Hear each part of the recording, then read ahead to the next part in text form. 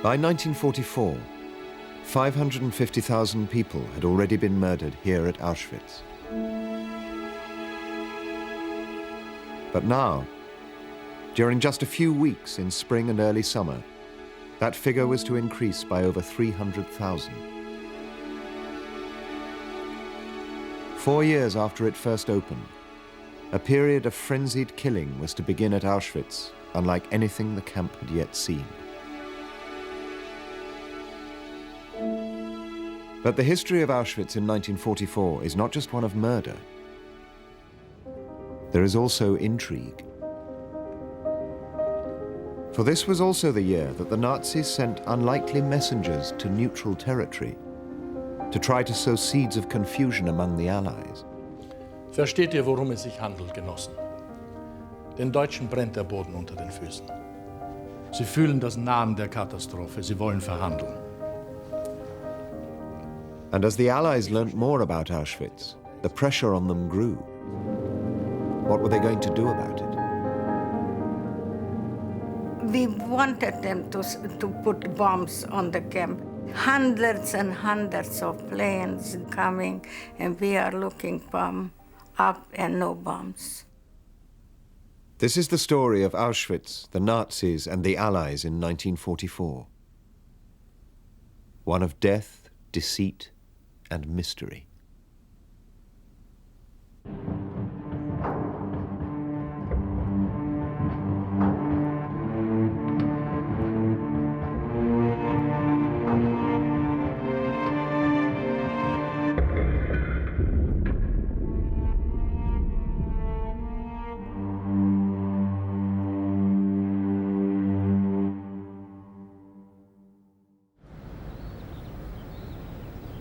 The vast majority of those who were murdered at Auschwitz in 1944 came from one place, Hungary.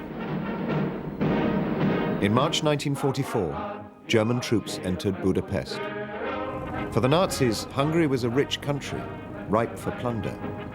And though already allied to the Nazis, the Hungarians had been unreliable partners as far as Hitler was concerned, not least in their refusal to deport the 760,000 Hungarian Jews.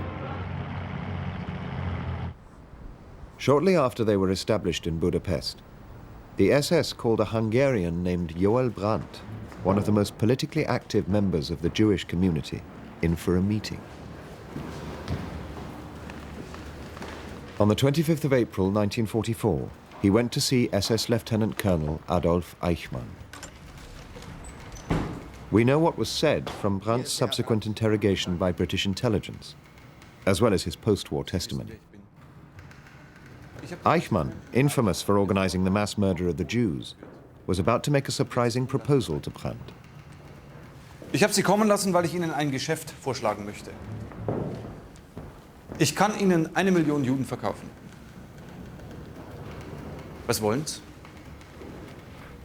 Erzeugungsfähige Männer, gebärfähige Frauen, Kinder, Greise. Wir nehmen Platz. Herr Obersturmbannführer, Sie verlangen von mir zu entscheiden, wer am Leben bleiben soll und wer nicht. Das kann ich nicht. Ich will keinen einzigen Menschen meines Volkes verlieren. Herr Brandt, ich kann Ihnen nicht alle Juden Europas verkaufen. Aber 1 Million Juden kann ich laufen lassen. Wir sind an Waren interessiert, nicht an Geld. Fahren Sie ins Ausland, stellen Sie Kontakt zu Ihrer internationalen Führung und zu den Alliierten her und bringen Sie mir eine konkrete Offerte mit zurück. We tried to understand what was going on.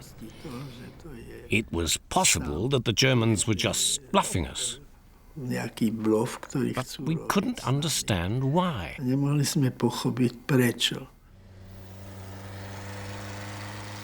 But events elsewhere cast doubt on the Nazis' genuine desire to sell the Hungarian Jews, because this man, SS Lieutenant Colonel Rudolf Höss, was returning to Auschwitz.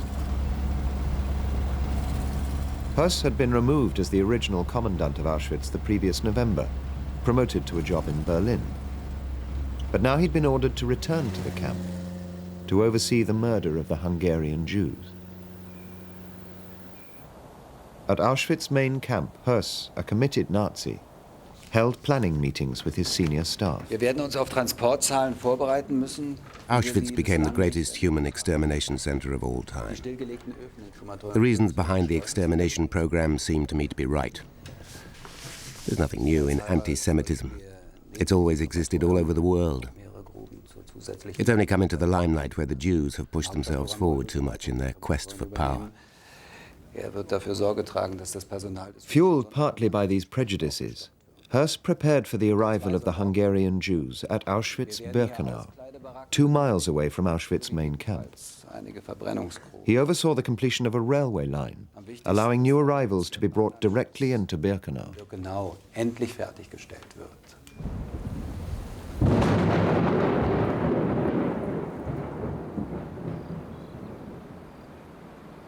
Birkenau, part concentration camp, part extermination center, had been the site of mass murder at Auschwitz since 1942. Here, not just Jews, but Polish political prisoners and others the Nazis thought a threat to their rule were imprisoned. Crucial to the operation of Birkenau were 4 crematoria with gas chambers attached, where those selected to die were murdered and burnt. To, czego nie można pokazać, a szczególnie w Brzezince, bo to się tam działo. What can't be shown, especially in Birkenau, is above all the stench of burning bodies. Ten swąd palących się ciał. It spread a long way, kilometers from the camp. It wasn't just that the fire burnt for one day, went out, and that was it. It burnt for months on end. Whether it rained or not, whether it snowed or not, the fire burned all the time. Ten ogień bez przerwy się palił. Höss and his SS colleagues now anticipated that so many people were about to be murdered here, the crematoria ovens simply would not cope. So huge cremation pits were prepared. And one prominent visitor to Auschwitz during May 1944 was none other than Adolf Eichmann.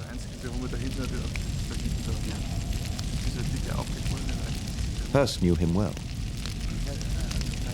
Eichmann was completely obsessed with his mission, and also convinced that this extermination action was necessary in order to preserve the German people in the future from the destructive intentions of the Jews. Eichmann's visit, I remember.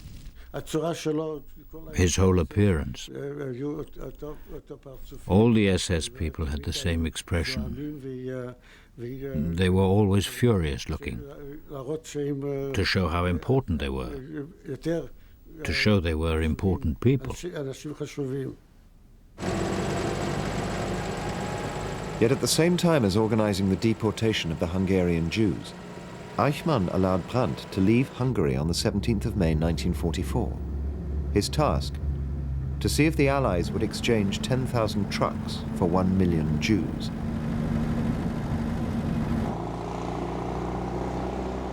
There was considerable urgency to Brandt's mission, because in Hungary the deportations were already underway. A task now performed with the essential cooperation of the Hungarian authorities.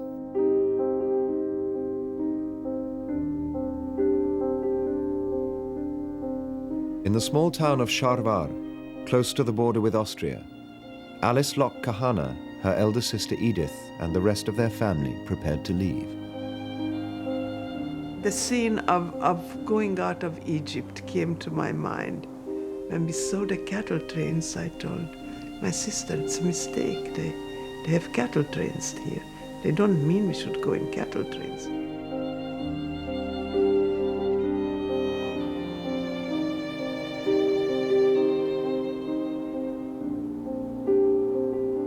So we found ourselves in the cattle train. They're closing the door on us, and they're leaving a bucket for sanitary use and a bucket for water. And I told Edith, I will never use the sanitary use bucket in front of these people, no matter what happens to me. And the two of us went to the corner of the cattle train.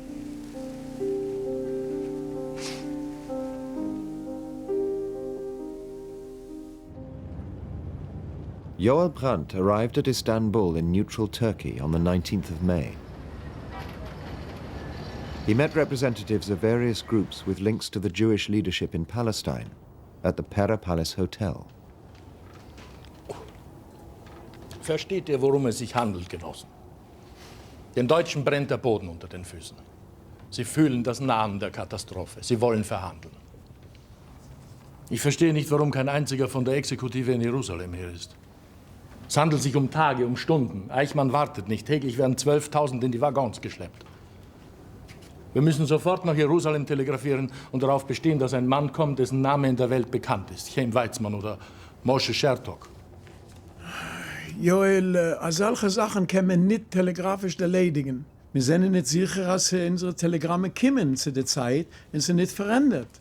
Wir müssen einen Boten schicken.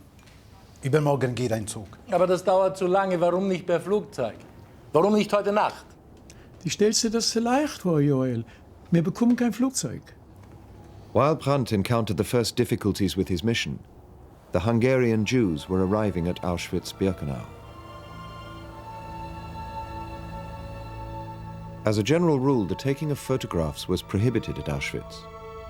But one member of the SS did record the arrival of this Hungarian transport. No one knows why these pictures were taken, but they constitute the most valuable visual record in existence of what happened here.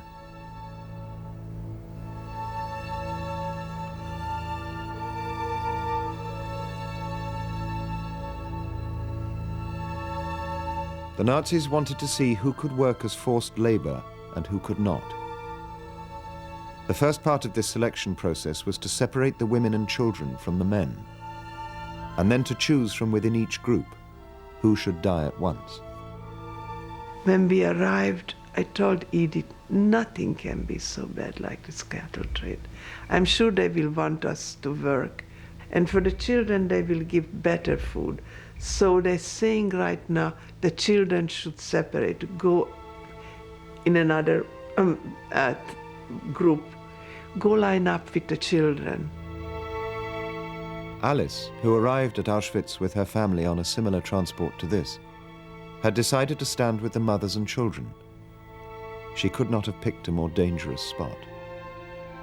And I went to that group with the children. And I was very tall for my age, and suddenly a German soldier asked me, "Haben Sie Kinder? Do you have children?" And I said, "No, I am just 15," in German. And then he put me to another group. That moment saved her life. Alice was taken from the group with mothers and children, all of whom were selected for immediate murder, and was placed with fit and healthy young women who were chosen as slave labor.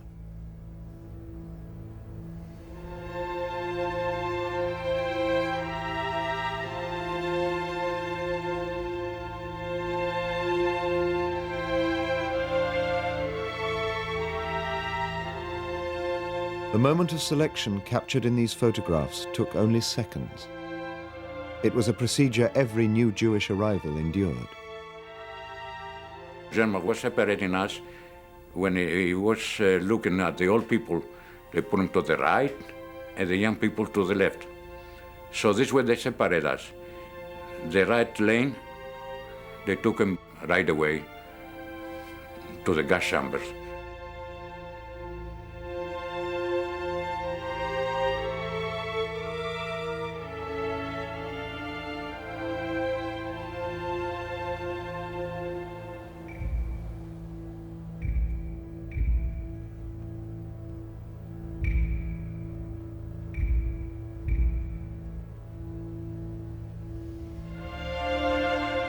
My family was done already, was down to the crematorium. You know, they perish right away, you know, when they take direct to the crematorium after a couple of hours, you don't exist anymore.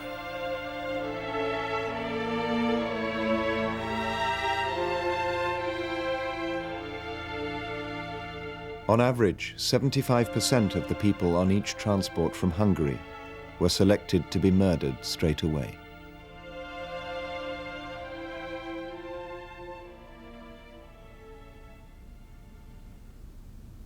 As the transports continued to Auschwitz, Joel Brandt traveled to Aleppo in Syria, and on the 11th of June 1944 met with a representative of the Jewish Agency. Also present was a major from British counterintelligence, who recorded the conversation. Brandt was about to hear bad news. Was wird geschehen, wenn du nicht nach Budapest zurückkehrst? Genosse Schertok, dann werden alle Juden in Ungarn umgebracht. Nach 2 Monaten wird von uns ebenso viel übrig bleiben wie vom Warschauer Ghetto. Lieber Joel, ich muss dir leider etwas Bitteres sagen. Du kannst nicht zurück nach Budapest. Die Engländer verlangen, dass du nach Kairo weiterfährst. Heißt das, die Engländer halten mich gefangen? Ja. Wisst ihr, was ihr da tut? Das ist doch einfach Mord. Wenn ich nicht zurückkehre, werden unsere Leute geschlachtet. Meine Frau, meine Mutter, meine Kinder kommen als Erste dran. Ich bin als Parlamentär gekommen. Aber ich bin nicht der Abgesandte des Feindes. Die Deutschen sind meine Feinde ebenso wie die der Alliierten. Ich bin hier der Abgesandte von 1 Million zum Tode verurteilter Menschen. Von meiner Rückkehr hängt ihr Leben ab. Wer gibt euch das Recht, mich zu verhaften? Was habe ich gegen England getan? The British believed they knew why the Nazis now proposed a deal.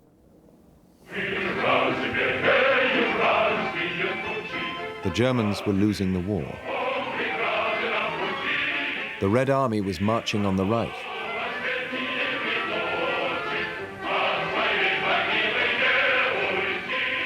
And the Nazis said the trucks they wanted in exchange for Jews would be used only on the Eastern Front, in the war against the Soviet Union. Heinrich Himmler of the SS, who was behind the Brandt mission, wanted to split the Allies. On May the 31st, 1944, at the Foreign Office in London, the Brandt proposals were considered by a committee of the War Cabinet. Their conclusion was that the idea of exchanging trucks for Jews was blackmail and should be rejected. But during the discussion, there was another, less idealistic reason suggested to refuse the Nazis' offer, which was that to accept it might lead to an offer to unload an even greater number of Jews onto our hands. Shortly after the British decision, the Americans and Soviets also agreed that there should be no negotiations with the Nazis. The Germans kept repeating that the Jews are almighty, that the Jews rule the world. They kept saying America and England do whatever Jews ask. But we could see that that wasn't true.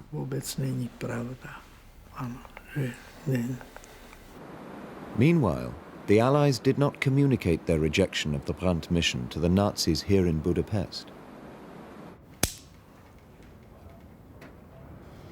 So Brandt's wife, Hansi, together with Rudolf Kastner, another Jewish activist, was able to plead repeatedly with Adolf Eichmann for a gesture that would show the Nazis were prepared to negotiate with the Allies.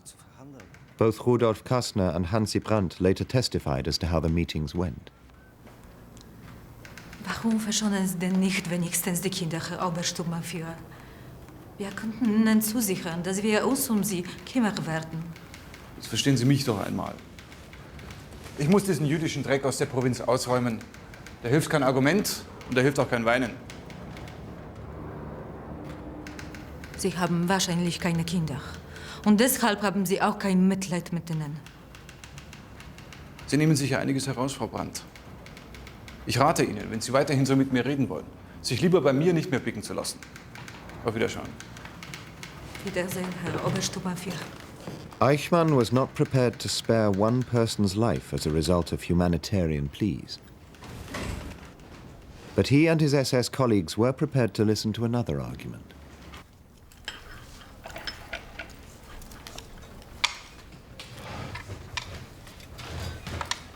They announced that one train full of Jews could leave Budapest for a safe destination as a so-called gesture of good faith.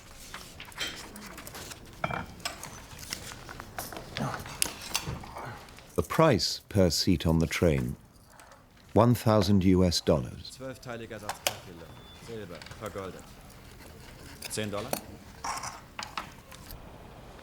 On the 30th of June 1944, a train containing 1,684 Hungarian Jews pulled out of a Budapest station. A special committee on which Rudolf Kastner sat had decided the final passenger list. The Kastner list was compiled on purpose like a Noah's Ark. Everybody and everything should be represented. If this will be the only part of Jews of Europe who remain alive, there should be a representative portion. But this was a strange Noah's Ark. Massively overrepresented on the train were Kastner's own relatives and people from his hometown of Kolozsvár. And places were also given to several hundred rich Hungarian Jews who subsidized anyone on the train who couldn't pay. If you have to save your life, you try it in every way, even in a criminal way if it comes to that. But you have to save your life is the first. You are nearest to yourself, whatever you try to say.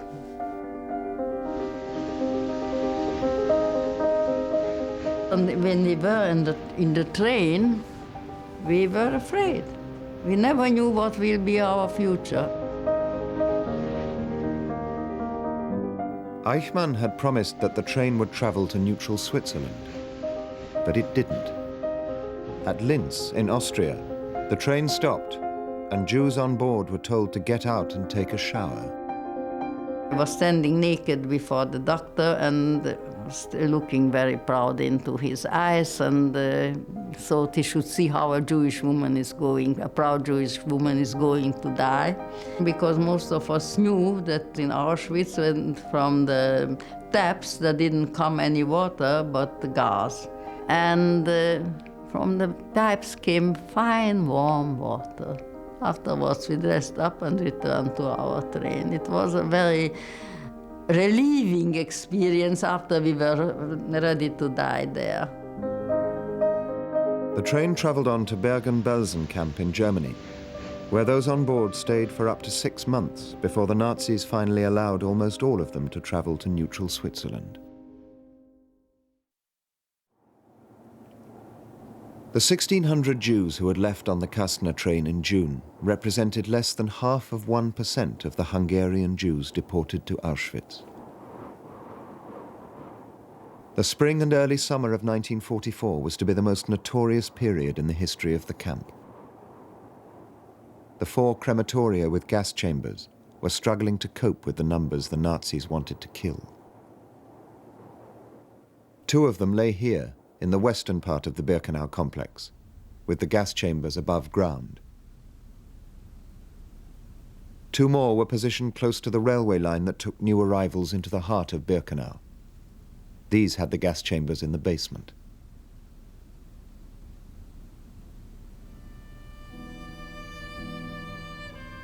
The Nazis had hugely increased the number of Jewish prisoners in the Sonderkommando they made work in the crematoria, in order to deal with the massive numbers they wished to murder. So much so that a crematorium and gas chamber like this was operated by around 100 Jews and just 4 Germans.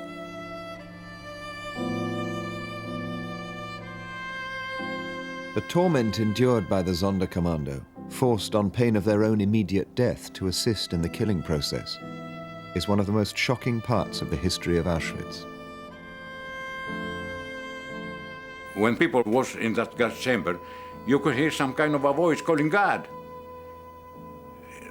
It looked like those voices coming from kind of a catacombs, which I still got them, those kind of voices, I still got them in my ears. These wire columns contained the Zyklon B gas pellets which were lowered in from above by the Nazis. And while it was always the Nazis themselves who committed this act of murder, it was the prisoners of the Sonderkommando who had to perform the horrendous task of collecting the bodies, taking them out and up a small lift to burn, either in the ovens of the crematorium or increasingly in the open air.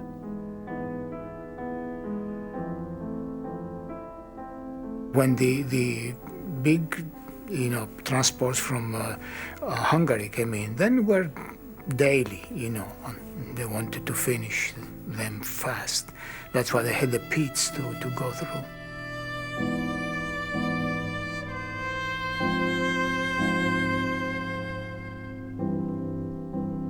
This photograph, which a Sonderkommando risked his life to take, shows bodies lying by the open cremation pits in 1944. Every day is burning dead bodies every day. You got used to it. We knew it. If we want to do that, we had a bullet in our head. It was like a robot. On occasion, when killing small numbers of prisoners, the gas chambers were not used, and the Sonderkommando were forced to stand just inches away from the murders. We had to take them. They bring one by one. We take them by the ears, and behind him was an SS. Shoot him in the back. The guy would come down with a lot of blood. Was some of us there with the water putting out.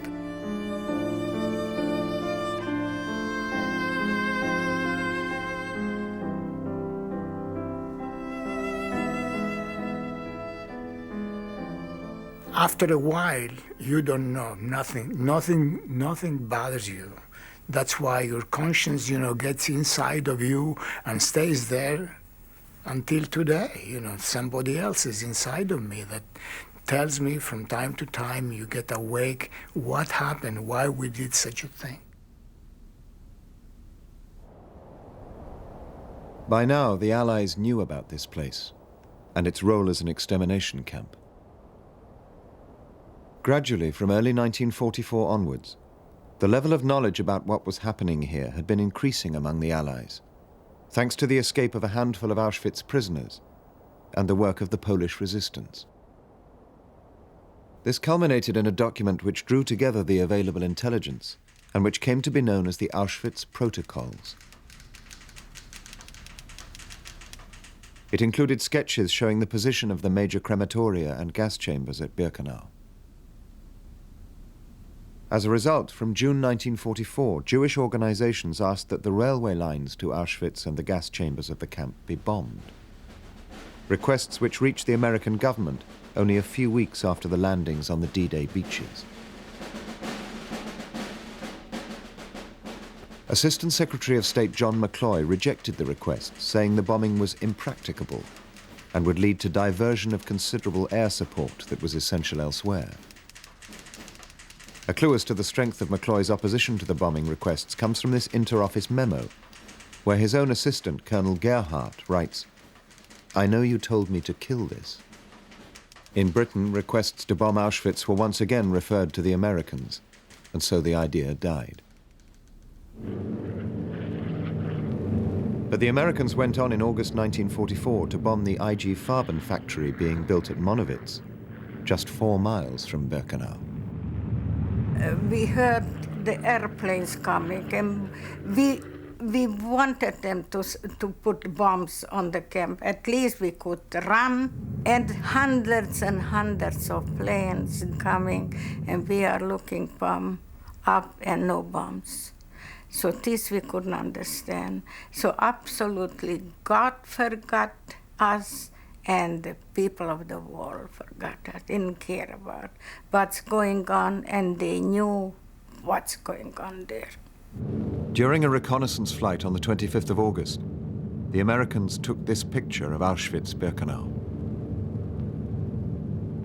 Whether or not, of course, it would have ever been possible to destroy with a precision attack the crematoria and gas chambers, clearly visible here, and whether that would have made the Nazis stop committing murder at Auschwitz, is one of the great unanswered questions of history.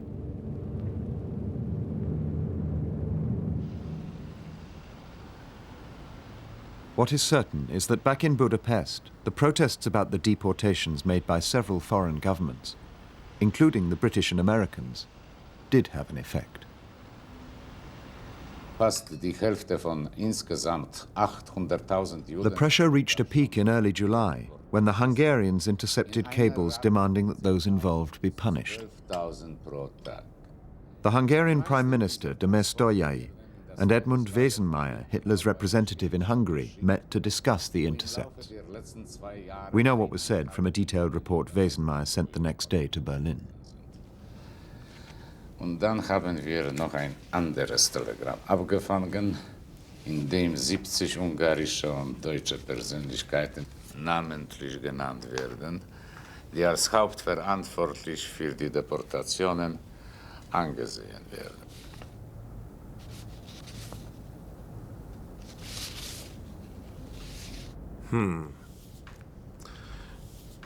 Da ist mein Name dabei.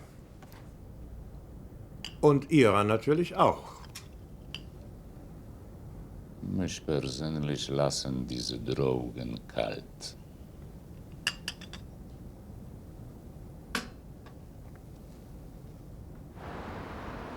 But such protests and threats from the international community did influence the Hungarian head of state, Admiral Horthy. With the war clearly going against the Nazis, he decided that the time had come to distance himself from his erstwhile ally. Horthy informed the Germans on the 7th of July that the deportations of the Jews must cease. The Hungarian authorities would no longer cooperate.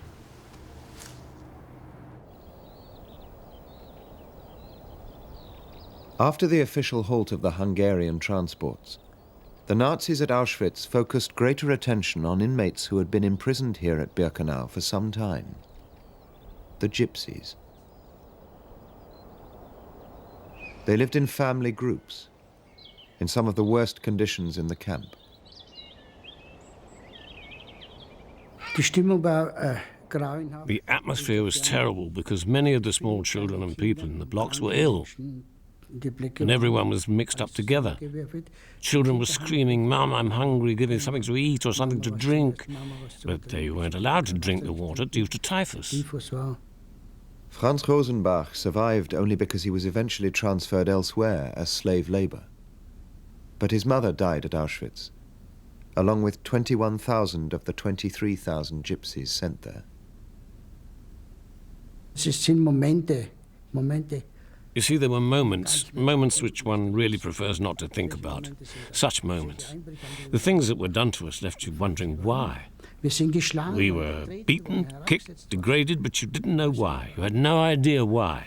Simply because we were different.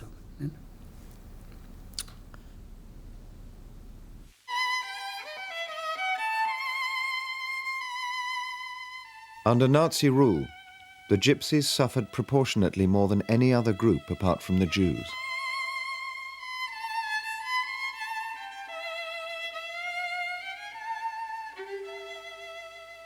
The Nazis considered them antisocial, despised their way of life, and thought them racially dangerous.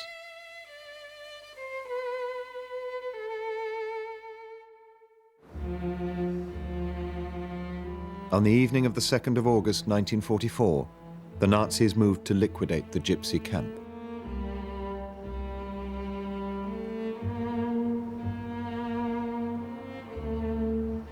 It was to be one of the most appalling single nights in the history of Auschwitz.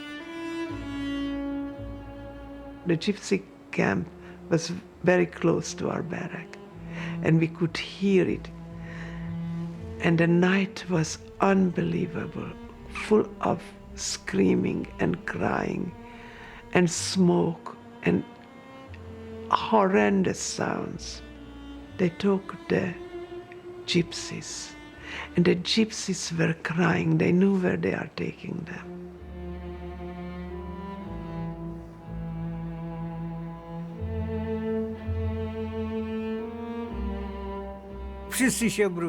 Everybody defended themselves to the last.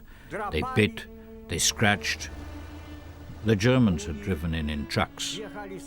They threw the children in them, And if one of them jumped out, they would hit him on the leg or the arm with a wooden club, break it and throw him back in so that he couldn't jump out again, couldn't get out because his limb was just hanging there.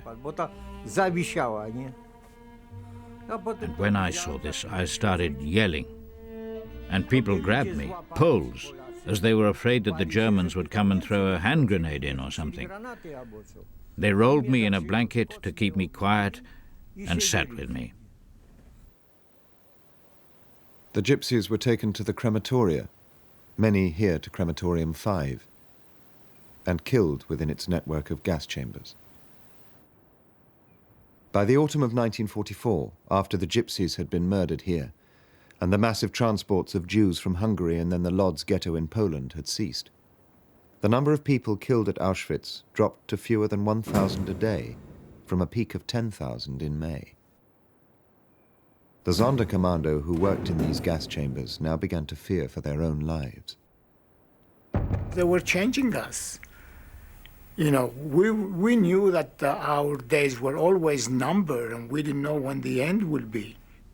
Here in crematorium 4 at around 1:30 p.m. on Saturday the 7th of October 1944, the Sonderkommando fought back. They set fire to the crematorium, and armed with pickaxes and rocks, they attacked their SS guards. Meanwhile, the Sonderkommando in crematorium 2 also rose up. After a few minutes of hand-to-hand fighting with the SS, some Sonderkommando managed to escape into the nearby woods, but all of them were later captured and shot. And the SS even sought revenge against those Sonderkommando who had not taken part in the revolt. They didn't know what to do with us, so they had a kind of discussion, and then they told us to lie face down on the ground, holding our hands behind our backs, and every third person was shot. Some of my friends in the Sonderkommando lost their lives, and the rest of us had to go back to work. There was never much hope for us. I'm telling it like it is.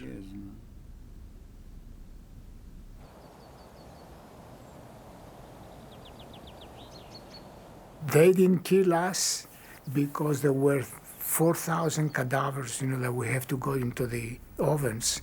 And we are the only ones that they could do it. And that's why they save us.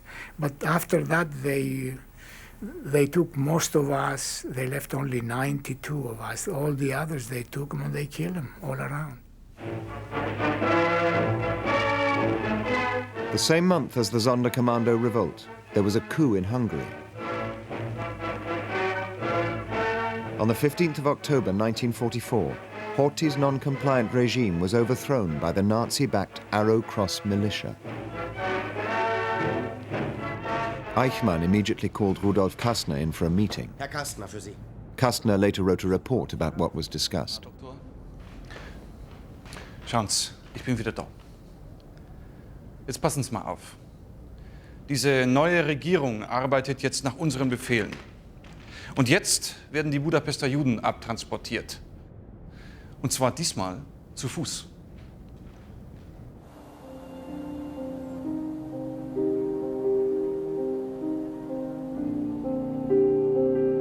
The Jews of Budapest, who had up to now largely escaped deportation, were now Eichmann's target.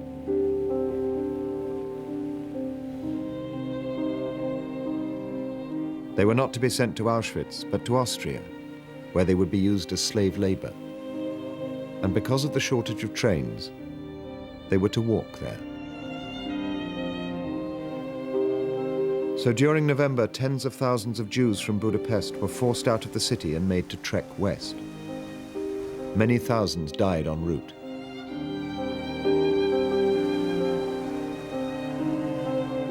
But Eichmann incurred the displeasure of senior figures of the SS, concerned in the light of how badly the war was going for them, that so much potential forced labor was being squandered. And so Himmler summoned Eichmann to a special meeting in December 1944 on his private train. Obergruppenführer Jüttner hat sich über die unhaltbaren Zustände der Fußmärsche aus Budapest beschwert. mache Sie, Obersturmbannführer, dafür verantwortlich, dass so etwas nicht wieder vorkommt. Another SS officer, Lieutenant Colonel Becher, who also worked in Hungary, was present as well. Reichsführer, die Fußmärsche wurden in Abstimmung mit Gruppenführer Müller veranlasst. After the war, Becher testified as to what was said. Nicht zuließ. Obersturmbannführer, kommen Sie mir nicht mit Ausflüchten. Wenn Sie bisher Juden ausrotteten, so haben Sie, wenn ich es befehle, wie in diesem Falle, jetzt Judenpfleger zu sein. Ich erinnere Sie daran, dass nicht der Gruppenführer Müller oder Sie, sondern ich das Reichssicherheitshauptamt gegründet habe. Und dass ich befehle. Wenn Sie es nicht können, dann müssen Sie es sagen. Jawohl, Reichsführer. Obersturmbannführer. Reichsführer. Himmler knew the German army was struggling to hold back the Allies. And by January 1945, the SS here at Auschwitz were also well aware that the end was near.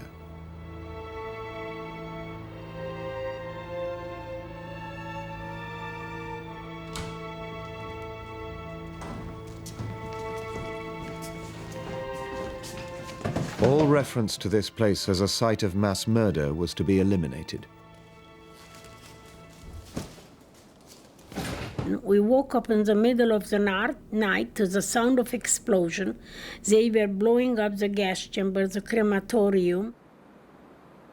Outside, the SS were waiting for us and ordered us to march. Anybody who could not march fast enough was shot on the spot.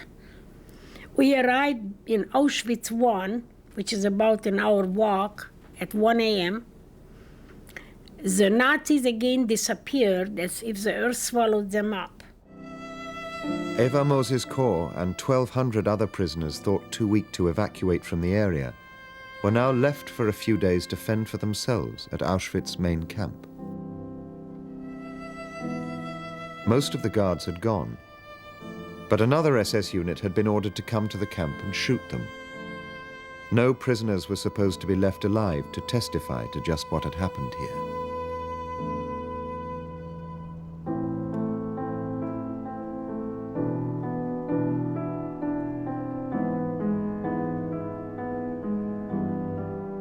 Meanwhile, more than 50,000 other inmates of Auschwitz, thought fit enough to become slave laborers, were marched in sub-zero temperatures to railway junctions, where they were to be put on trains and sent west.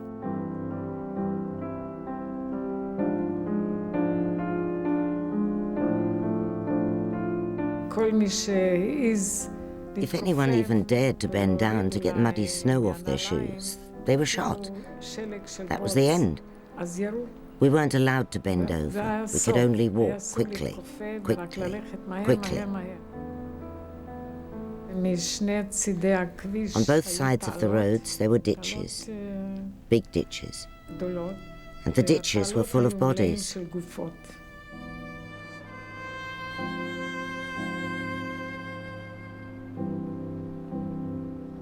Also on the march amidst the chaos of this retreat were prisoners who had never thought they could possibly leave the camp alive. The Sonderkommando.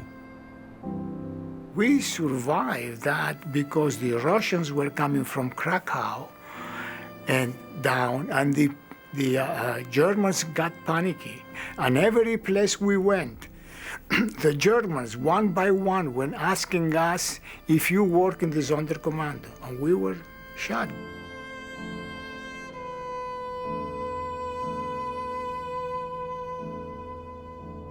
Once they reached the railhead, the Auschwitz prisoners were crammed into open wagons to continue the journey west, in temperatures that could reach as low as -20 degrees.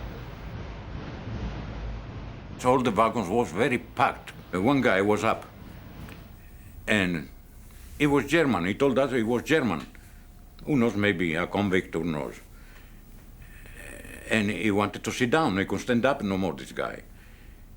So, and he told me, I got some cigarettes. Would you let me sit down? When I heard cigarettes, you know that. When I heard some cigarettes, he gave me 2, 3 cigarettes. I got up and he sit. So the cigarettes in 5, 10 minutes was gone. We told him, get up. Get up. Stand up. He won't stand up. So what I did was, me and a couple more friends, we sit on him. In about 30 minutes, 1 hour, he was suffocated, that guy, and we threw out of the wagon.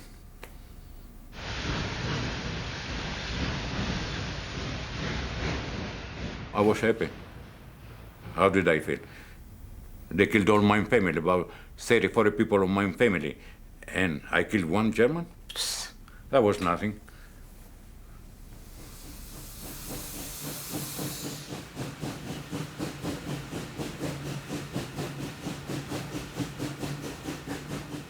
It was a murder, wasn't it? You did murder a fellow prisoner.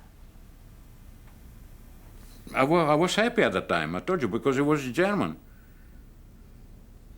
I won't do that to one of ours. But anyway, I wanted to be seated too over there because I got tired too. Why he should leave? Because he gave me 2 or 3 cigarettes. That's why he didn't want to get up, so we sit on him, and he passed away. Easy. So kann ich euch nur meinen letzten Befehl geben. Taucht unter. The Germans who were actually complicit in the murders at Auschwitz knew they were even more at risk from retribution as the war neared its end. Mein lieber Brandt, danke für alles. Members of the SS, like Rudolf Höss, the former commandant of Auschwitz, now tried to escape capture. And the story of Höss and his colleagues' attempt to evade justice and the Allied attempt to prosecute them is one of the most troubling in this entire history.